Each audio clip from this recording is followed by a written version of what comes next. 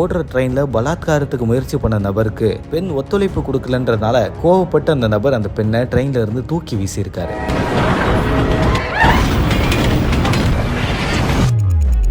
ஹரியானா மாநிலம் பதேபூர்ல இருக்கக்கூடிய பகுதியை சார்ந்தவங்க 30 வயசான இளம்பெண். இவங்களுக்கு 9 வயசுல மகன் இருக்காங்க.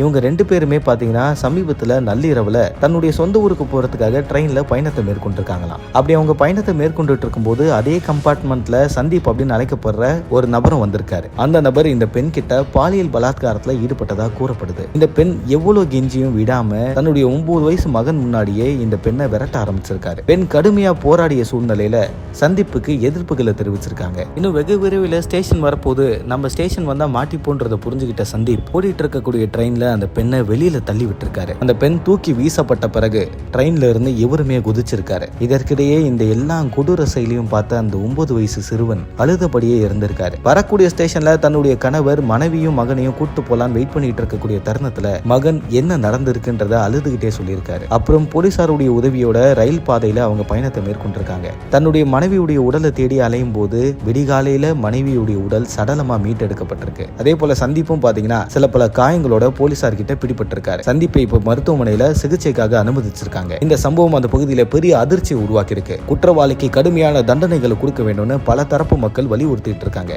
அந்த பெண்ணுடைய கணவர் என்ன தெரியுமா சொல்றாரு? நான் கடைசியா என்னுடைய மனைவி கிட்ட பேசும்போது இன்னும் 20 கிலோமீட்டர் தான் இருக்கு, நான் வந்துருவேன் அப்படின்னு கடைசியா தன்னுடைய மனைவி கணவர் கிட்ட தெரிவிச்சிருக்காங்க. ஆனா அதுக்குள்ளேயே இந்த மாதிரி ஒரு கொடூரமான சம்பவம் நடக்கும்னு அவங்க எதிர்பார்க்கவே இல்லை. ஓடுற ட்ரெயின்ல பலாத்காரத்துக்கு முயற்சி பண்ண நபருக்கு பெண் ஒத்துழைப்பு கொடுக்கலன்றதுனால கோவப்பட்டு அந்த நபர் அந்த பெண்ணை ட்ரெயின்ல இருந்து தூக்கி வீசியிருக்காரு. இந்த கொடூர சம்பவம் அதிர்ச்சியை உருவாக்கி இருக்கு.